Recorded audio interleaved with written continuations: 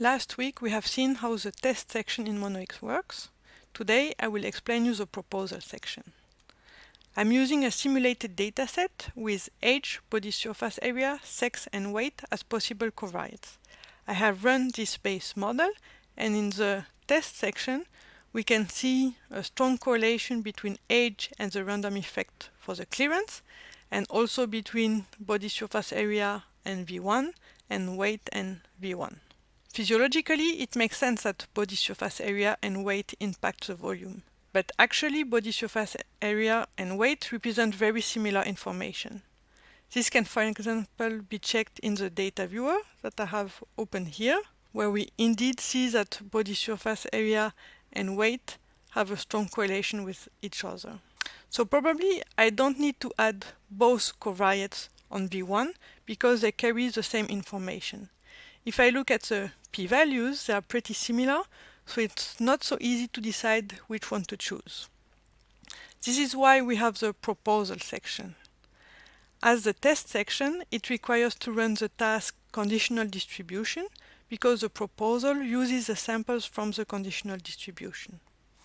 In this section, you can see at the bottom your current model, including the error model, the covariates and the correlations, if any. Above, we see the statistical model proposed by Monolix. The green ticks show the correlation and covariates to include in the proposed model, and the yellow background highlights what is different from the current model. So for this run, Monolix suggests changing from a combined one error model to a proportional error model, to add a correlation between the random effects of the clearance and the volume V1, add age on CL and weight on CL and V1. You can notice that also both body surface area and weight were strongly correlated with V1. Only weight is suggested as a covariate on V1 in the proposed statistical model. The proposal relies on fast calculation using the current model run. It does not rerun Monolix on the proposed model. How Monolix arrived to this proposed model is detailed in the other tabs. Let's have a look at the covariates first. Here, Monolix uses the current individual parameters sampled from the conditional distribution and tries to fit several linear regressions between the individual parameters and the covariates. Each parameter is handled separately, so let's have a look at V1 for instance. Here I see all the linear regressions that have been tested. The current covariate model is highlighted in blue, in this case with no covariate at all. For each linear regression, we calculate a criterion that takes into account the goodness of fit of the linear regression and the number of coefficients estimated in this regression. The linear regression, which has the lowest criterion, is displayed at the top, and it is also the one proposed for V1 in the summary. Let's use the slides to go more into the mathematical details.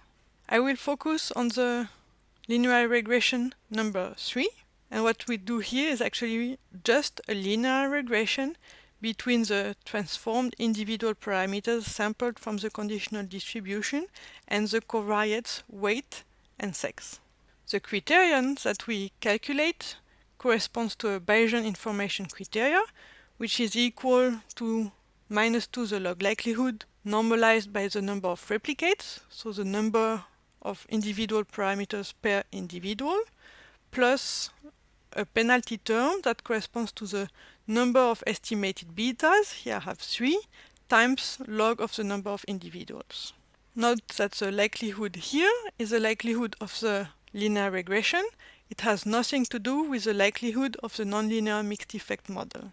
The equivalent R code would be the following, using for example the LM function to do the linear regression, and then calculating the criteria using log likelihood. Now let's compare the different linear regressions that have been tried.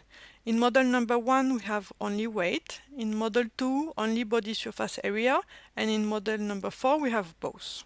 I have written all models here, and we see that of course model number 4 has the lowest log likelihood, as it has more parameters, but because of the penalty term that depends on the number of estimated beta, actually a model with only one of the two covariates has the lowest criteria and is therefore selected. So this is how correlated covariates are handled. Note that Monolix does not evaluate the regressions for all combination of covariates, because that would be a bit too time consuming when many parameters and many covariates are available. It always evaluates first the regression for each single covariate. Since weight gives the best criteria, it has also evaluated the combination of weight with each of the other covariates, but none of this combination improved the result, so it did not evaluate larger combinations. Now let's have a look at the correlation model. Here we do the same. We test several options with one or several correlation groups. This corresponds to different variance-covariance matrices for the random effect, for which we can calculate the probability density function and then a criteria that again takes into account the number of non-zero correlations. For the error model, we test the 4 possible error models using the dots of the ops versus spread plot with the predictions calculated using the samples from the conditional distribution. So in practice, this corresponds to finding the error model parameters that minimize the distance between the observations and the predictions for several given error models. In this example, proportional combine 1 and combine 2 give very similar good fits, and the proportional model is selected because it has less parameters, so the best criteria. Because these criteria are quick to calculate, we can test many different models.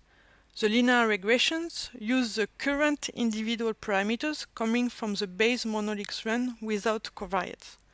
Once I really include the covariates in the Monolix model, the individual parameters may change a bit. So the proposal needs to be confirmed by a Monolix run, which will estimate the beta parameters for the covariates, the correlations, and the error model parameters within the population framework. If we want to implement the proposed model, we can just click on Apply, and this will tick the corresponding boxes here. In addition, clicking Apply also updates the initial values for the fixed effects, the population typical values and the betas according to the coefficient estimated during the linear regression. This is done to speed up the convergence of the next run. Note that the covariates are added without log transformation.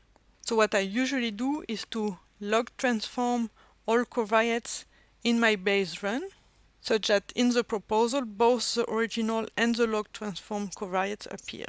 Here is an example where I have run the same model but with log transformed covariates in my base run, and in the result proposal I have both age and log th, for instance, and this tests both the exponential and power law relationship between the parameter and the covariate.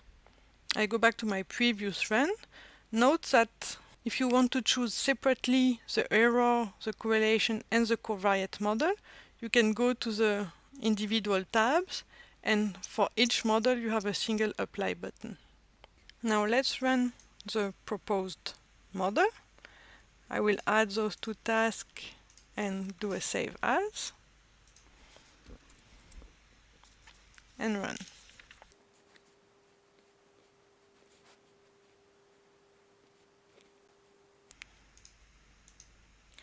In the results, I see that the new population parameters, such as the betas and the correlation, are estimated with good confidence. In the test section, the val test, which checks if the betas are significantly different from 0, confirms that the impact of the added covariate is significant, and the likelihood has strongly improved compared to the previous run. In the proposal section, using the new individual parameters from this run, Monolix suggests to also add sex as a covariate on the parameter Ka. the change is highlighted in yellow. So I could apply this change and run again. Actually, it is possible to run the proposal several times and follow how the likelihood improves in the tab here, Model Building, and then Automatic Statistical Model Building. If I would click run here, it would apply the proposal, run the new model. If the proposed model has changed, apply it again, run again, etc. And the result would look like this. Here I have a first iteration with my base model. Then in the second iteration I have changed the error model, added correlation and covariates. The proposal suggests to also add sex, so this change has been done and the new model has been rerun. And after this change, no further change is suggested, so this would be the last model from the last iteration, which has the lowest log likelihood. To wrap up, the advantage of the proposal is that it suggests an improved model using the information from the base run, working on the entire statistical model, including the error model, the covariates, and the correlation. And in addition, because it performs linear regression taking into account all covariates at the same time, it is able to handle correlated covariates. Have a nice week!